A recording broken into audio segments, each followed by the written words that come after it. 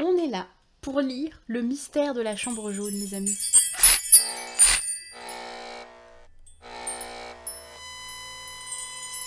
Chapitre 13, qui a un titre à rallonge. Ah, c'est une phrase que l'on connaît. Chapitre 13.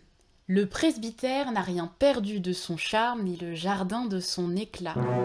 Ça veut dire qu'on va avoir les infos de pourquoi, du comment de cette phrase que Joseph Rouletabille, je vous le rappelle, a prononcée à Monsieur Robert Darzac et qui lui a obtenu les faveurs de Robert Darzac. Et là, on va avoir peut-être le fin mot de l'histoire. Je vous rappelle aussi que moi j'avais dit, potentiellement, il y a une team secte quelque part. Parce qu'il avait aussi sorti au Père Mathieu dans le chapitre 10, je crois, il va falloir manger du saignant. Et paf, le gars lui avait donné de la nourriture. Alors qu'il avait dit juste avant qu'il avait rien à manger pour les invités. Donc, bref, j'ai envie de savoir. Allez, la chambre est jaune. Ah bah, Creativa, tu sais, on a dit pas de spoil, sinon c'est ban def. Si tu nous sors dans le plus grand des calmes que la chambre est jaune, ça peut chauffer pour ton petit cul. Pardon. 8 jours après les événements que je viens de raconter, exactement le 2 novembre, je recevais à mon domicile à Paris un télégramme ainsi libellé. « Venez au Glandier par premier train, apportez revolver, amitié, Rouletabille. » Ça pue un peu, non, apporter revolver? On dirait que ça va partir en duel et que Rouletabille s'est mis dans de beaux draps. Les guns! Bring the guns! Je vous ai déjà dit, je crois, qu'à cette époque, jeune avocat stagiaire et à peu près dépourvu de cause, je fréquentais le palais plutôt pour me familiariser avec mes devoirs professionnels que pour défendre la veuve et l'orphelin. Je ne pouvais donc m'étonner que Rouletabille disposât ainsi de mon temps, et il savait du reste combien je m'intéressais à ses aventures journalistiques en général et surtout à l'affaire du Glandier. Je n'avais jamais eu de nouvelles de celle-ci depuis 8 jours que par les innombrables racontards des journaux et par quelques notes très brèves de Rouletabille dans l'époque. Ces notes avaient divulgué le coup de l'os de mouton et nous avaient appris qu'à l'analyse des marques laissées sur l'os de mouton s'était révélé de sang humain. Il y avait là les traces fraîches du sang de Mademoiselle Stangerson, les traces anciennes provenaient d'autres crimes pouvant remonter à plusieurs années. Din, din, din, din. Vous pensez si l'affaire défrayait la presse du monde entier, jamais illustre crime n'avait intrigué davantage les esprits. Il me semblait bien cependant que l'instruction n'avançait guère. Aussi eussé-je été très heureux de l'invitation que me faisait mon ami de le venir rejoindre au Glandier, si la dépêche n'avait contenu ces mots « apporter revolver ». Voilà qui m'intriguait fort. Si Rouletabille me télégraphiait d'apporter des revolvers, c'est qu'il prévoyait qu'on aurait l'occasion de s'en servir. Sinclair, toujours dans l'analyse fine, logique, implacable. Or, je l'avoue sans honte, ah bah c'est bien, c'est bien. Or, je l'avoue sans honte, je ne suis point un héros. Je ne suis pas un héros, mais faut pas me coller à la peau. Je ne suis pas un héros, oh, j'étais obligée. Mais quoi? Il s'agissait ce jour-là d'un ami sûrement dans l'embarras qui m'appelait sans doute à son aide. Je n'hésitais guère, et après avoir constaté que le seul revolver que je possédais était bien armé, je me dirigeai vers la gare d'Orléans. En route, je pensais qu'un revolver ne faisait qu'une arme et que la dépêche de Rouletabille réclamait revolver au pluriel. J'entrai chez un armurier et achetai une petite arme excellente que je me faisais une joie d'offrir à mon ami. J'espérais trouver Rouletabille à la gare d'Épinay, mais il n'y était point. Cependant, un cabriolet m'attendait, et je fus bientôt au Glandier. Personne à la grille. Ce n'est que sur le seuil même du château que j'aperçus le jeune homme. Il me saluait d'un geste amical, et me recevait aussitôt dans ses bras, en me demandant avec effusion des nouvelles de ma santé. Mais il est trop mignon, Rouletabille, mais j'ai l'impression qu'il va pas bien dans sa culotte, là. C'est suspect comme comportement. Quand nous fûmes dans le petit vieux salon dont j'ai parlé, Rouletabille me fit asseoir et me dit tout de suite « Ça va mal. » « Qu'est-ce qui va mal ?»« Tout !» Bon, je vais continuer de lire, hein, du coup, si vous le permettez, évidemment. Il se rapprocha de moi et me confia à l'oreille. Frédéric Larsan marche à fond contre monsieur Robert Darzac. Ceci n'était point pour m'étonner, depuis que j'avais vu le fiancé de mademoiselle Stangerson pâlir devant la trace de ses pas. Cependant, j'observai tout de suite. Eh bien, et la canne? La canne, elle est toujours entre les mains de Frédéric Larsan qui ne la quitte pas. Mais ne fournit-elle pas un alibi à monsieur Robert Darzac? Pas le moins du monde. Monsieur Darzac, interrogé par moi en douceur, nie avoir acheté ce soir-là, ni aucun autre soir, une canne chez Cassette. Quoi qu'il en soit, fit Rouletabille, je ne jugerai de rien, car monsieur Darzac a de si étranges silences qu'on ne sait exactement ce qu'il faut penser de ce qu'il dit. Donc potentiellement Darzac, il sait où il soupçonne quelqu'un. Ça se trouve, ça doit être, ils doivent tous penser que c'est quelqu'un d'autre et ils se protègent tous les uns les autres. Et en fait, c'est pas eux. Et ça va finir bien. Mais du coup, on sait pas qui c'est. On est dans le brouillard le plus épais. Purée de pois, plus dense, tu meurs. Dans l'esprit de Frédéric Larsan, cette canne doit être une bien précieuse canne, une canne à conviction. Mais de quelle façon? Car toujours à cause de l'heure de l'achat, elle ne pouvait se trouver entre les mains de l'assassin. L'heure ne gênera pas Larsan. Il n'est pas forcé d'adopter mon système qui commence par introduire l'assassin dans la chambre jaune entre 5 et 6. Qu'est-ce qui l'empêche, lui, de l'y faire pénétrer entre 10 et 11 heures du soir? À ce moment, justement, monsieur et mademoiselle Stangerson, aidés du père Jacques, ont procédé à une intéressante expérience de chimie dans cette partie du laboratoire occupée par les fourneaux. Larsan dira que l'assassin s'est glissé derrière eux, tout invraisemblable que cela paraisse. Il l'a déjà fait entendre au juge d'instruction. Quand on le considère de près, ce raisonnement est absurde. Attendu que le familier, si familier il y a, devait savoir que le professeur allait bientôt quitter le pavillon et qu'il y allait de sa sécurité à lui, familier, de remettre ses opérations après ce départ. Pourquoi aurait-il risqué de traverser le laboratoire pendant que le professeur s'y trouvait? Et puis, quand le familier se serait-il introduit dans le pavillon? Autant de points à élucider avant d'admettre l'imagination de Larsan. Je n'y perdrai pas mon temps, quant à moi, car j'ai un système irréfutable qui ne me permet point de me préoccuper de cette imagination-là. Heureusement que je suis obligé momentanément de me taire et que Larsan, quelquefois, parle. Il se pourrait que tout finisse par s'expliquer contre M. Darzac si je n'étais pas là, ajouta le jeune homme avec orgueil. Car il y a contre ce monsieur Darzac d'autres signes extérieurs autrement terribles que cette histoire de canne qui reste pour moi incompréhensible, d'autant plus incompréhensible que Larsan ne se gêne pas pour se montrer devant monsieur Darzac avec cette canne qui aurait appartenu à monsieur Darzac lui-même. Je comprends beaucoup de choses dans le système de Larsan, mais je ne comprends pas encore la canne. Frédéric Larsan est toujours au château? Oui. Il ne l'a guère quitté. Il est couche, comme moi, sur la prière de M. Stangerson. M. Stangerson a fait pour lui ce que M. Robert Darzac a fait pour moi. Accusé par Frédéric Larsan de connaître l'assassin et d'avoir permis sa fuite, M. Stangerson a tenu à faciliter à son accusateur tous les moyens d'arriver à la découverte de la vérité. Ainsi, M. Darzac agit-il envers moi. Donc M. Stangerson pense que c'est M. Darzac et M. Darzac pense que peut-être c'est M. Stangerson? Ah bah non, c'est pas possible puisque M. Stangerson était avec le père Jacques. Ah, je ne comprends plus rien! Je suis perdue! Mais qui a commis ce crime? Et pourquoi? À part le mobile du vol, tu peux voler les trucs et te casser tranquillement. Pourquoi t'avais besoin de tabasser violemment avec un coup de gigot Mathilde Stangerson? De toute façon, on n'aura jamais l'info avant la fin, hein, parce que les romanciers, ils donnent les infos qu'ils veulent. Donc, à partir de là, on a juste à se laisser porter. Hein. Mais vous êtes, vous, persuadé de l'innocence de M. Robert Darzac? J'ai cru un instant à la possibilité de sa culpabilité. Ce fut alors même où nous arrivions ici pour la première fois. Le moment est venu de vous raconter ce qui s'est passé entre M. Darzac et moi. Oui, on va savoir enfin, il était temps. Ici, Rouletabille s'interrompit et me demanda si j'avais apporté les armes. Je lui montrai les 2 revolvers, il les examina et dit « C'est parfait !» et me les rendit. « En aurons-nous besoin ?» demandai-je. « Sans doute ce soir, Nous passons la nuit ici. Cela ne vous ennuie pas? Au contraire, fis-je avec une grimace qui entraîna le rire de Rouletabille. Allons, allons, reprit-il. Ce n'est pas le moment de rire.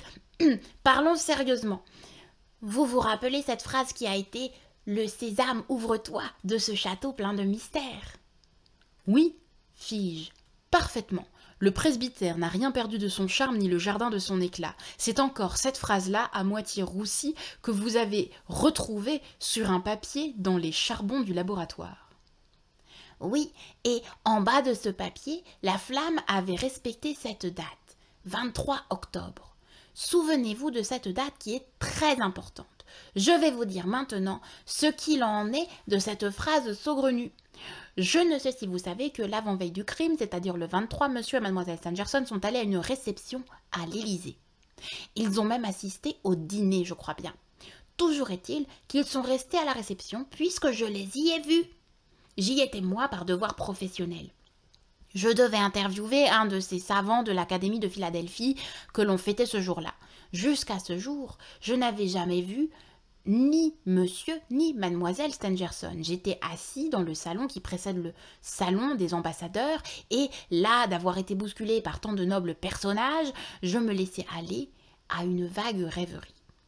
Quand je sentis passer le parfum de la dame en noir. Vous vous demanderez, qu'est-ce que le parfum de la dame en noir? Qu'il vous suffise de savoir que c'est un parfum que j'ai beaucoup aimé parce qu'il était celui d'une dame toujours habillée de noir qui m'a marqué quelque maternelle bonté dans ma première jeunesse. La dame qui, ce jour-là, était discrètement imprégnée du parfum de la dame en noir, était habillée de blanc. Elle était merveilleusement belle. Je ne pus m'empêcher de me lever et de la suivre, elle et son parfum. Un homme, un vieillard, donnait le bras à cette beauté. Chacun se détournait sur leur passage, et j'entendis que l'on murmurait « C'est le professeur Stangerson et sa fille ». C'est quand même beaucoup de coïncidence que le parfum de Mathilde soit le même que la personne qui a pris soin de lui quand il était un tout petit enfant. C'est sa maman. Ou alors elle a un lien avec sa maman, mais ça paraît quand même beaucoup. C'est ainsi que j'appris qui je suivais. Ils rencontrèrent monsieur Robert Darzac que je connaissais de vue. Le professeur Stangerson, abordé par l'un des savants américains, Arthur William Rance, s'assit dans un fauteuil de la grande galerie. Et monsieur Robert Darzac entraîna mademoiselle Stangerson dans les serres. Je suivais toujours. Il faisait ce soir-là un temps très doux. Les portes sur le jardin étaient ouvertes. Mademoiselle Stangerson jeta un fichu léger sur ses épaules et je vis bien que c'était elle de prier monsieur Darzac de pénétrer avec elle dans la quasi-solitude de jardin. Je suivis encore, intéressé par l'agitation que marquait alors monsieur Robert Darzac. Il se glissait maintenant à pas lents le long du mur qui longe l'avenue Marigny. Je pris par l'allée centrale, je marchais parallèlement à mes deux personnages, et puis je coupais à travers la pelouse pour les croiser. La nuit était obscure, l'herbe étouffait mes pas. Ils étaient arrêtés dans la clarté vacillante d'un bec de gaz et semblaient penchés tous les deux sur un papier que tenait mademoiselle Stangerson, lire quelque chose qui les intéressait fort. Je m'arrêtai moi aussi, j'étais entouré d'ombre et de silence, ils ne m'aperçurent point, et j'entendis distinctement mademoiselle Stangerson qui répétait en repliant le papier: le presbytère n'a rien perdu de son charme ni le jardin de son éclat. Et ce fut dit sur un ton à la fois si railleur et si désespéré, et fut suivi d'un éclat de rire si nerveux, que je crois bien que cette phrase me restera toujours dans l'oreille. Mais une autre phrase encore fut prononcée, celle-ci par monsieur Robert Darzac. « Me faudra-t-il donc, pour vous avoir, commettre un crime ?» Monsieur Robert Darzac était dans une agitation extraordinaire. Il prit la main de mademoiselle Stangerson, la porta longuement à ses lèvres et je pensais, au mouvement de ses épaules, qu'il pleurait. Puis ils s'éloignèrent. Bon, quelqu'un fait chanter Mathilde Stangerson sur son sombre passé, et Darzac, qui est fou d'amour pour Mathilde, veut commettre le crime de la personne. Qui les fait chanter? Peut-être, on ne sait pas. Je sais pas. Quand j'arrivai dans la grande galerie, continua Rouletabille, je ne vis plus monsieur Robert Darzac, et je ne devais plus le revoir qu'au Glandier après le crime, mais j'aperçus mademoiselle Stangerson, monsieur Stangerson et les délégués de Philadelphie. Mademoiselle Stangerson était près d'Arthur Rance. Celui-ci parlait avec animation, et les yeux de l'Américain, pendant cette conversation, brillaient d'un singulier éclat. Je crois bien que mademoiselle Stangerson n'écoutait même pas ce que lui disait Arthur Rance, et son visage exprimait une indifférence parfaite. Arthur William Rance est un homme sanguin au visage couperosé. Il doit aimer le gin. Quand monsieur et mademoiselle Stangerson furent partis, il se dirigea vers le buffet et ne le quitta plus. Je l'y rejoignis et lui rendis quelques services dans cette cohue. Il me remercia et m'apprit qu'il repartait pour l'Amérique 3 jours plus tard, c'est-à-dire le 26, le lendemain du crime. Je lui parlai de Philadelphie. Il me dit qu'il habitait cette ville depuis 25 ans et que c'est là qu'il avait connu l'illustre professeur Stangerson et sa fille. Là-dessus, il reprit du champagne et je crus qu'il ne s'arrêterait jamais de boire. Je le quittai quand il fut à peu près ivre. Telle a été ma soirée, mon cher ami. Je ne sais par quelle sorte de prévision la double image de M. Robert Darzac et de Mlle Stangerson ne me quitta point de la nuit, et je vous laisse à penser l'effet que me produisit la nouvelle de l'assassinat de Mlle Stangerson. Comment ne pas me souvenir de ces mots? Me faudra-t-il pour vous avoir commettre un crime? Ce n'est cependant point cette phrase que je dis à M. Robert Darzac quand nous le rencontrâmes au Glandier, celle où il est question du presbytère et du jardin éclatant que Mlle Stangerson semblait avoir lu sur le papier qu'elle tenait à la main, suffit pour nous faire ouvrir toutes les grandes portes du château. Croyais-je à ce moment que M. Robert Darzac était l'assassin? Non, je ne pense pas l'avoir tout à fait cru. À ce moment-là, je ne pensais sérieusement rien. J'étais si peu documentée. Mais j'avais besoin qu'il me prouvât tout de suite qu'il n'était pas blessé à la main. Quand nous fûmes seuls tous les deux, je lui contai ce que le hasard m'avait fait surprendre de sa conversation dans les jardins de l'Élysée avec mademoiselle Stangerson. Et quand je lui eus dit que j'avais entendu ces mots, « Me faudra-t-il pour vous avoir commettre un crime ?» il fut tout à fait troublé, mais beaucoup moins certainement qu'il ne l'avait été par la phrase du presbytère. Ce qui le jeta dans une véritable consternation, ce fut d'apprendre de ma bouche que le jour où il allait se rencontrer à l'Élysée avec mademoiselle Stangerson, celle-ci était allée dans l'après-midi au bureau de poste 40 chercher une lettre qui était peut-être celle qu'il avait lue tous les deux dans les jardins de l'Élysée et qui se terminait par ces mots « Le presbytère n'a rien perdu de son charme ni le jardin de son éclat ». Cette hypothèse me fut confirmée du reste depuis par la découverte que je fis, vous vous en souvenez, dans les charbons du laboratoire d'un morceau de cette lettre qui portait la date du 23 octobre. La lettre avait été écrite et retirée du bureau le même jour. Il ne fait point de doute qu'en rentrant de l'Élysée, la nuit même, mademoiselle Stangerson a voulu brûler ce papier compromettant. C'est en vain que M. Robert Darzac nia que cette lettre eut un rapport quelconque avec le crime. Je lui dis que dans une affaire aussi mystérieuse, il n'avait pas le droit de cacher à la justice l'incident de la lettre, que j'étais persuadée, moi, que celle-ci avait une importance considérable, que le ton désespéré avec lequel mademoiselle Stangerson avait prononcé la phrase fatidique, que ses pleurs à lui, Robert Darzac, et que cette menace d'un crime qu'il avait proféré à la suite de la lecture de la lettre ne me permettaient pas d'en douter. Robert Darzac était de plus en plus agité. Je résolus de profiter de mon avantage. « Vous deviez vous marier, monsieur, » fis-je négligemment sans plus regarder mon interlocuteur. Et tout d'un coup, ce mariage devient impossible à cause de l'auteur de cette lettre, puisqu'aussitôt la lecture de la lettre, vous parlez d'un crime nécessaire pour avoir mademoiselle Stangerson. Il y a donc quelqu'un entre vous et mademoiselle Stangerson, quelqu'un qui lui défend de se marier, quelqu'un qui la tue avant qu'elle ne se marie. Et je terminai ce petit discours par ces mots. Maintenant, monsieur, vous n'avez plus qu'à me confier le nom de l'assassin.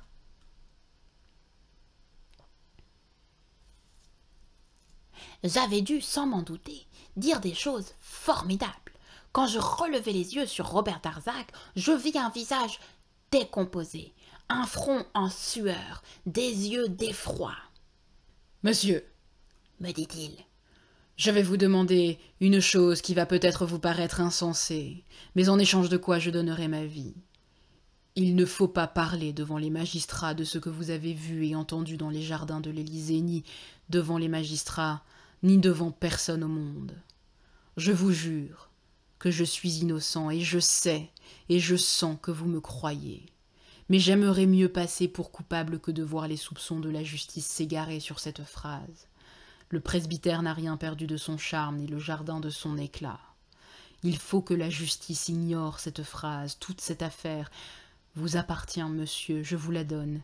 Mais oubliez la soirée de l'Élysée, il y aura pour vous cent autres chemins que celui-là qui vous conduiront à la découverte du criminel. Je vous les ouvrirai, je vous aiderai. Voulez-vous vous installer ici, parler ici en maître, manger, dormir ici, surveiller mes actes et les actes de tous? Vous serez au glandier, comme si vous en étiez le maître, monsieur. Mais oubliez la soirée de l'Élysée.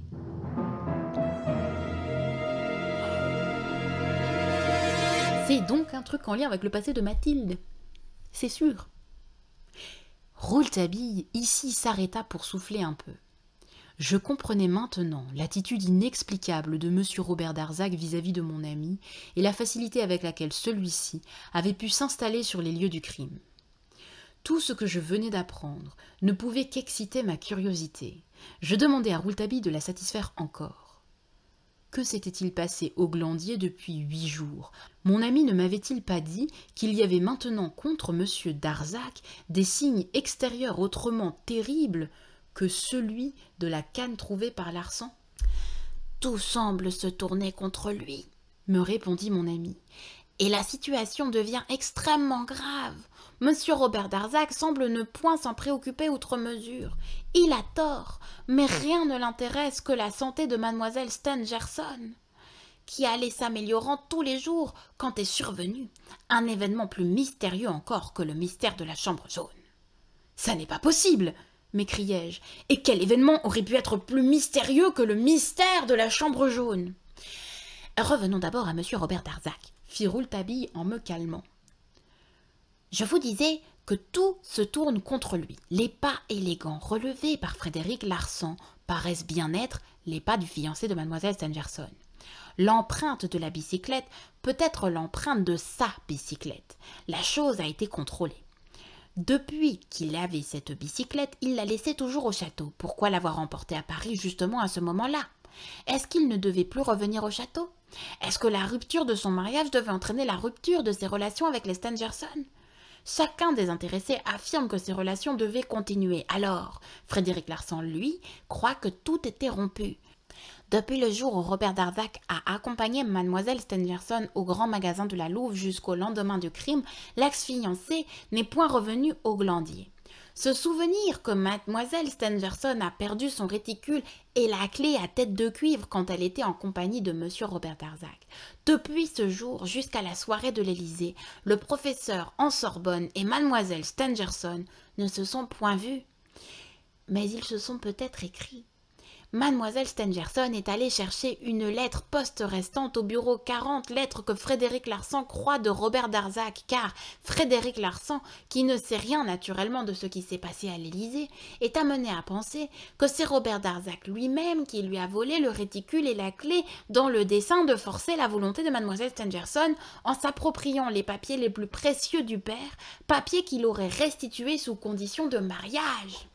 Ah oui, Frédéric Larsan a vraiment pas une bonne estime du tout de Robert Darzac. Tout cela serait d'une hypothèse bien douteuse et presque absurde, comme me le disait le grand Fred lui-même, s'il n'y avait pas encore autre chose et autre chose de beaucoup plus grave. D'abord, chose bizarre, et que je ne parvienne pas à m'expliquer, ce serait monsieur Darzac en personne qui, le 24, serait allé demander la lettre au bureau de poste, lettre qui avait déjà été retirée la veille par mademoiselle Stangerson. La description de l'homme qui s'est présenté au guichet répond point par point au signalement de Robert Darzac. Celui-ci, aux questions qui lui furent posées à titre de simple renseignement par le juge d'instruction, nie qu'il soit allé au bureau de poste.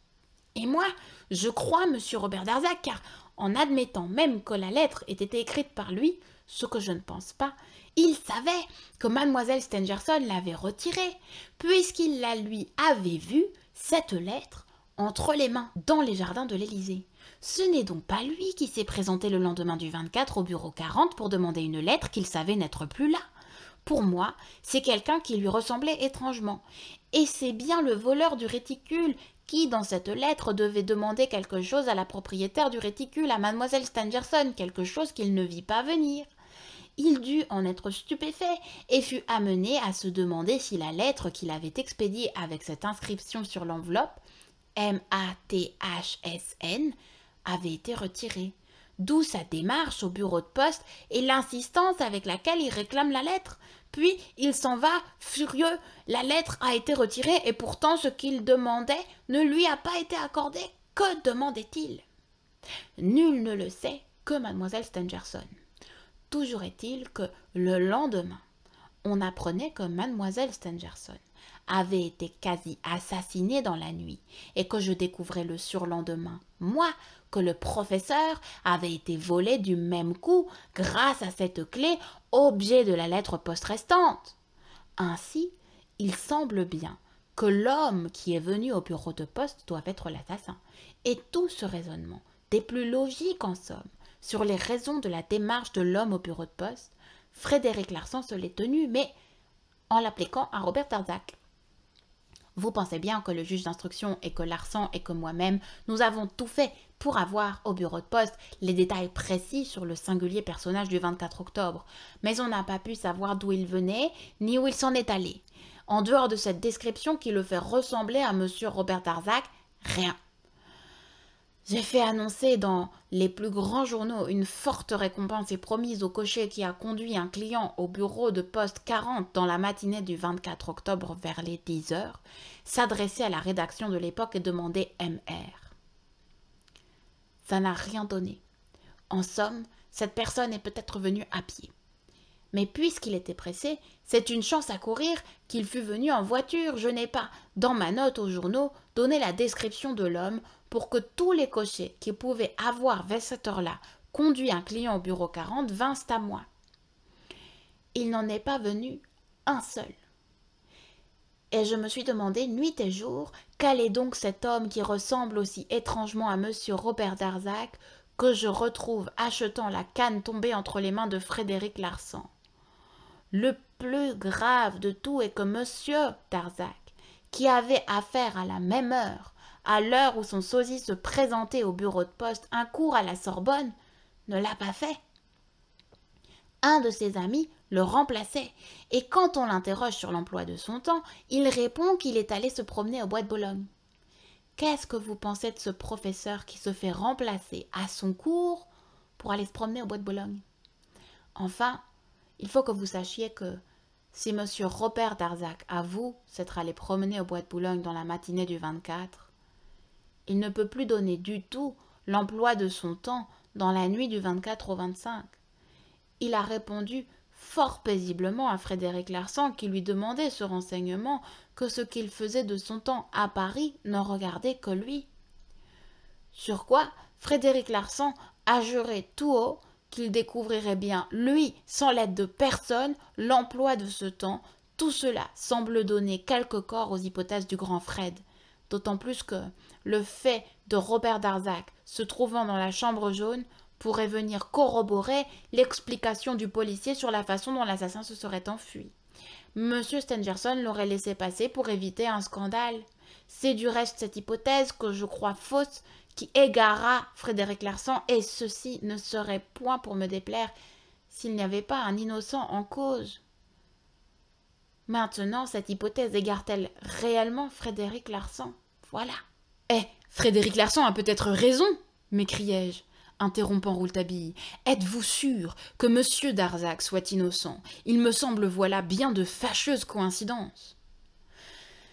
Les coïncidences, me répondit mon ami, sont les pires ennemis de la vérité. Qu'en pense aujourd'hui le juge d'instruction? Monsieur de Marquet, le juge d'instruction, hésite à découvrir monsieur Robert Darzac sans aucune preuve certaine. Non seulement il aurait contre lui toute l'opinion publique, sans compter la Sorbonne, mais encore monsieur Stangerson et mademoiselle Stangerson. Celle-ci adore monsieur Robert Darzac. Si peu qu'elle ait vu l'assassin, on ferait croire difficilement au public qu'elle n'eût point reconnu M. Robert Darzac si M. Robert Darzac avait été l'agresseur. La chambre jaune était obscure, sans doute, mais une petite veilleuse tout de même l'éclairait. Ne l'oubliez pas. Voici, mon ami, où en étaient les choses quand, il y a 3 jours, ou plutôt 3 nuits, survint un événement inouï dont je vous parlais tout à l'heure.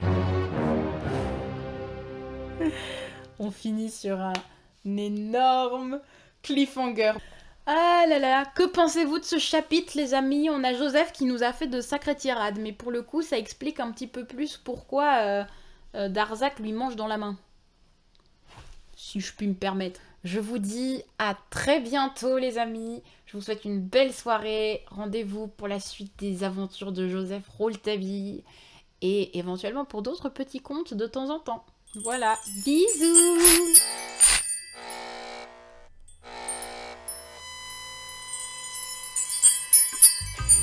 Hello, hello mes petites ouailles. Je ne suis pas censé savoir ce que vous venez d'entendre étant donné que le petit Rouletabille a décidé de faire cavalier seul. Aussi, il m'est impossible de reconnaître la bonne foi de Robert Darzac. Tout ce que j'observe au cours de mon instruction, c'est que le mystère s'épaissit d'heure en heure. Que pensez-vous de cette enquête? Satisfait-elle vos petites cellules grises? Je l'espère, et vous invite à le partager en commentaire, à vous abonner à cette chaîne et à soutenir notre travail sur Twitch. À très vite. Le juge Marquet.